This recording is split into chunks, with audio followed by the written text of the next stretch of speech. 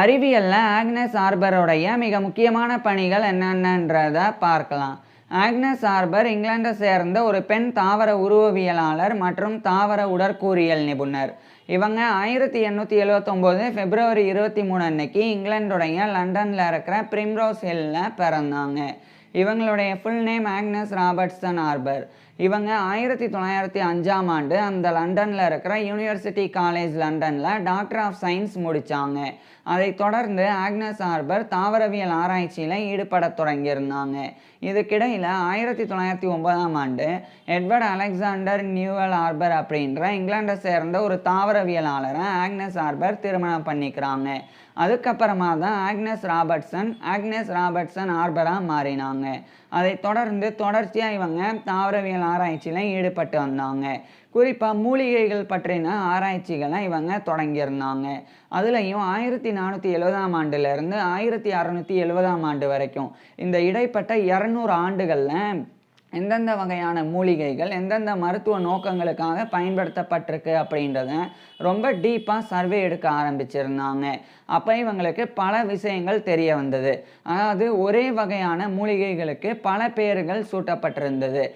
உதாரணமாக இப்போ ஒரு மூலிகை காய்ச்சலுக்காக பயன்படுத்தப்படுது அப்படின்னா அதுக்கு 1470ஆம் ஆண்டு ஒரு பேரிடப்பட்டிருக்கும் ஒரு இடத்துல. அதுக்கப்புறம் வேற ஒரு நாட்டில் அதே மூலிகைக்கு வேற ஒரு பேர் 1500களுக்கு பிறகு சூட்டப்பட்டிருக்கும். இது மாதிரி அந்த மூலிகைகளுக்கு வெவ்வேறு பெயர்கள் இருக்கிறனால எந்த மூலிகை எந்த மருத்துவ நோக்கத்திற்கு ஏற்றது அப்படின்ற சரியான விஷயம் தெரியாமல் இருந்தது. அதை இவங்க ரொம்ப ஆழமாக கணக்கெடுப்பு செஞ்சு அதை எல்லாத்தையுமே இவங்க படங்களாக வரைஞ்சி ஒவ்வொரு தாவரத்துக்கும் ஒவ்வொரு குறிப்பிட்ட பெயரை கொடுத்தாங்க. அதில் குறிப்பாக இருக்கிற பேரையே இப்போ ஒரு தாவரத்துக்கு 3 பேர் இருக்குது அப்படின்னா அந்த 3 பேரில் எந்த பேர் ஃபஸ்ட்டு சூட்டப்பட்டிருக்கு, எந்த பேர் சரியாக அந்த அந்த மூலிகைக்கு பொருந்துது, அதை அடிப்படையாக வச்சு இவங்க அந்த தாவரத்துக்கு இந்த பேர் கரெக்டாக இருக்கும் அப்படின்னு சொன்னாங்க. அது மட்டும் இல்லாமல் அதனுடைய மெடிசினல் பர்பஸ் அந்த காலத்தில் எப்படி பயன்படுத்தப்பட்டிருக்கு, அதே மெடிசினல் பர்பஸுக்கு இன்றைக்கும் இந்த ஒரு மூலிகைகளை பயன்படுத்த முடியுமா, அதை பற்றி இவங்க எழுதினாங்க. இது எல்லாத்தையுமே ஃபுல்லாக கம்ப்ளீட்டாக எழுதி 1912ஆம் ஆண்டு அதை இவங்க ஒரு ஒர்க்காகவே herbals their origin and evolution அப்படின்ற டைட்டில்னு வெளியிட்டாங்க. இது இன்றைய காலகட்டம் வரைக்கும் தாவரவியல் வரலாற்றில் ஒரு செமினல் டெக்ஸ்டாக கருதப்பட்டு வருது. அந்த அளவுக்கு ஒரு முக்கியத்துவம் வாய்ந்த ஒரு படைப்பை தான் ஆக்னஸ் ஆர்பர் உருவாக்கியிருந்தாங்க. அதுக்கப்புறமா இவங்க அக்வாட்டிக் ஆஞ்சியோஸ்பர்ம்ஸ் பற்றி ஆய்வு செய்ய தொடங்கினாங்க.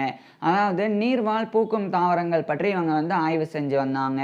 குறிப்பாக தாமரை, அதுக்கப்புறம் அல்லி, இது போன்ற தாவரங்கள் எல்லாம் எப்படி நீர்லேயே வாழுது அது பற்றி ஆய்வு செஞ்சாங்க. மேலும் மற்ற நிலத்தில் வாழக்கூடிய தாவரங்களோட ஒப்பிட்டும் ஆய்வு செஞ்சு வந்தாங்க. புரிகிற மாதிரி சொல்லணும் அப்படின்னா இப்போ விவசாய நிலத்தில் பயிரிடுறாங்க அப்படின்னா அந்த பயிருக்கு ஓரளவுக்கு தான் நீர் பாய்ச்சணும். அதுக்கு மேலே மழை பெஞ்சு அதிகமான நீர் சகதி மாதிரி அங்கே தேங்குது அப்படின்னா அந்த பயிரெல்லாம் அழிஞ்சு போயிடும். ஆனால் அதே சமயம் ஒட்டுமொத்தமாக நீர்லேயே வாழக்கூடிய தாமரை, அல்லி போன்ற தாவரங்கள் எல்லாம் எப்படி அழுகி போகாமல் அந்த நீரில் வாழக்கூடிய தன்மையை கொண்டு இருக்கு. ஸோ இதை தான் இவங்க ஆய்வு செஞ்சாங்க. இதுக்காக அப்போ எந்த வேறுபாடு ஒரு தாவரத்தை நிலத்தில் வாழ வைக்குது, ஒரு தாவரத்தை நீரில் வாழ வைக்குது. ஸோ இதை பற்றி இவங்க ஒப்பிட்டு ஆய்வு செஞ்சாங்க. அப்போ அந்த தாமரை எடுத்துக்கிட்டோம்னா தாமரையினுடைய இலை, அதனுடைய உட்பாகங்கள், அதனுடைய தண்டு, அதனுடைய வேர், அதனுடைய அமைப்புகள் எல்லாம் எப்படி இருக்குது அது பற்றிலாம் ஆக்னஸ் ஆர்பர் ஆய்வு செஞ்சாங்க. இப்படி ஒட்டுமொத்தமாக ஒரு தாவரத்தினுடைய உடற்கூறியல் பண்பையும் மோர்ஃபாலஜி அப்படின்ற உருவவியல் பண்பையும் ஆய்வு செஞ்சாங்க. மோர்ஃபாலஜி அப்படின்னா அந்த தாவரம் பார்க்குறதுக்கு எந்த உருவத்தில் இருக்கும், ஸோ அதை பற்றினது. ஸோ இதை பற்றிலாம் இவங்க தொடர்ச்சியாக ஆய்வு செஞ்சு 1920ஆம் ஆண்டு water plants a study of aquatic angiosperms அப்படின்ற டைட்டிலில் ஆக்னஸ் ஆர்பர் வெளியிட்டாங்க. அதுக்கப்புறமா மோனோகோடைல்டன் அப்படின்ற ஒரு வகையான தாவர இனம், ஒரு பிளான்ட் குரூப், அதை பற்றி இவங்க ஆய்வு செய்ய ஆரம்பிக்கிறாங்க. இது ஒற்றை விதை இலை கொண்ட தாவரம். உதாரணத்துக்கு சொல்லப்போனால் கோதுமை, அரிசி, வெங்காயம், பூண்டு இதெல்லாமே இதில் அடங்கும். ஸோ அவைகளினுடைய உடற்கூறியல் மற்றும் உருவவியல் பண்புகள் பற்றி இவங்க ஆய்வு செஞ்சாங்க. அதாவது அதனுடைய உருவம் எப்படி இருக்குது, அதுக்குள்ளே அந்த தாவரத்துக்குள்ள பாகங்கள் எல்லாம் எப்படி இருக்குது அதை பற்றி ஆய்வு செஞ்சு 1925ஆம் ஆண்டு த மோனோகோட்டைல்டன்ஸ் மார்ஃபலாஜிக்கல் ஸ்டடி அப்படின்ற டைட்டிலில் அந்த ஒரு ஒர்க்கை இவங்க வெளியிட்டாங்க. அதுக்கப்புறமா ஆக்னஸ் ஆர்பர் வந்து இன்னும் பல்வேறு ஆராய்ச்சிகளை மேற்கொண்டாங்க. அதில் குறிப்பாக இவங்க வந்து இந்த சீரியல்ஸ் அப்படின்ற தானியங்கள், கிராசஸ் அப்படின்ற புற்கள், பேம்பு அப்படின்ற மூங்கில், இவைகளினுடைய வாழ்க்கை சுழற்சி எப்படி இருக்கும், அதாவது அதனுடைய லைஃப் சைக்கிள், அது வந்து பிறக்கும்போது எப்படி இருக்கும், அது எப்படி வளரும், அது எப்படி அழிஞ்சு போயிடும், மறுபடியும் அது எப்படி வந்து பிறக்கும். ஸோ இந்த மாதிரி அதனுடைய வாழ்க்கை சுழற்சி, அதுக்கப்புறமா அதனுடைய கருத்தன்மை எப்படி இருக்கும், அதனுடைய எம்ப்ரியாலஜி அது பற்றி, அதுக்கப்புறமா அது எப்படி கருவுறுது, அதே மாதிரி அது எப்படி இனப்பெருக்கம் பண்ணும், அது மாதிரிலாம் இவங்க வந்து அதை பற்றின ஃபுல் டீட்டெயில்ஸும் ஆய்வு செஞ்சு 1925ஆம் ஆண்டு த கிராமினி அப்படின்ற டைட்டிலில் ஒரு ஒர்க்கை 1934ஆம் ஆண்டு வெளியிட்டாங்க. ஸோ 1934 தான் இந்த ஒரு ஒர்க்கை இவங்க வந்து வெளியிட்டாங்க. அதுக்கப்புறமா இவங்க ஆக்னஸ் ஆர்பர் வந்து 1940களுக்கு பிறகு ஃபிலசாபிக்கலாக பயாலஜியை அணுக ஆரம்பிக்கிறாங்க. அதாவது உயிரியல், அந்த தாவரங்களினுடைய உயிரியல் பண்புகள், அதை பற்றிலாம் வெறும் லேபரட்டரி ரிசர்ச்சில் தான் இவ்வளோ ஆண்டுகள் இவங்க ஈடுபட்டிருந்தாங்க. இப்போ இந்த காலத்தில் இருந்து 1940களுக்கு பிறகு இவங்க வந்து தாவரங்களை ஆய்வு செய்கிறதுக்கு ஃபிலாசபிக்கல் ரீதியாக வந்து இவங்களுடைய எக்ஸ்பீரியன்ஸை பயன்படுத்தினாங்க. அதாவது தாவரங்களினுடைய வடிவம் எதனால் எப்படி இருக்குது, அதனுடைய தன்மை இது எதனால் எப்படி இருக்குது அப்படின்னு தத்துவார்த்த ரீதியாக அந்த தாவர உயிரியலை அணுகினாங்க. அப்படி அணுகினது மட்டும் இல்லாமல் 1945 இந்த காலகட்டத்திலெல்லாம் அது சம்மந்தப்பட்ட ஒர்க்ஸையும் இவங்க வந்து எழுத தொடங்கியிருந்தாங்க.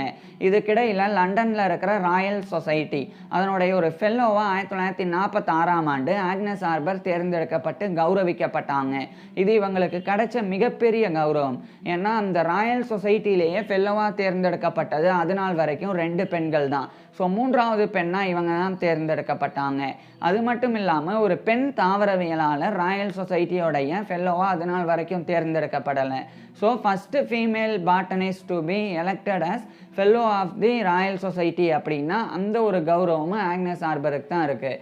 அதுக்கப்புறம் 1948ஆம் ஆண்டு லண்டன்லேயே இருக்கக்கூடிய லின்னேயன் சொசைட்டி ஆஃப் லண்டன் அவங்க தரப்பிலிருந்து இவங்களுக்கு கோல்டு மெடல் வழங்கப்பட்டது. அது லின்னேயன் மெடல் அப்படின்னும் அழைக்கப்படும். ஸோ இந்த லின்னேயன் மெடலை பெற்ற ஃபஸ்ட்டு உமன் சயின்டிஸ்ட் வந்து இவங்க தான். அதனால் வரைக்கும் எந்த ஒரு பெண்ணும் இந்த லின்னேயன் மெடலை பெற்றதே கிடையாது. ஸோ அதை பெற்ற முதல் பெண் வந்து ஆக்னஸ் ஆர்பர் தான். அந்த ஒரு கௌரவத்தையும் இவங்க பெற்றாங்க. அதுக்கப்புறம் 1950ஆம் ஆண்டு the natural philosophy of plant form அப்படின்ற டைட்டிலில் ஒரு புக்கை வெளியிட்டாங்க. அதுக்கப்புறம் 1954ஆம் ஆண்டு the mind and the eye study of biology stand point அப்படின்ற டைட்டிலில் இன்னொரு ஒருவருக்கு வெளியிட்டாங்க. இந்த படைப்புகள் எல்லாம் இவங்க வந்து உயிரியல், தாவரம் சார்ந்த உயிரியலை இவங்க வந்து ஃபிலசாபிக்கல் ரீதியாக அணுகி அவைகளை எழுதியிருந்தாங்க. ஸோ இவ்வளோ ஒர்க்கில் ஈடுபட்ட இவங்க இறுதியாக 1960ஆம் ஆண்டு மார்ச் 22 அன்னைக்கு இவங்களுடைய 81 வயதில் இறந்து போனாங்க. ஆக்னஸ் ஆர்பர் இறந்து போயிருந்தாலும் பொட்டானிக்கல் சயின்ஸுக்கு இவங்க ஆற்றின பங்களிப்பு அப்படின்றது மிகப்பெரியது.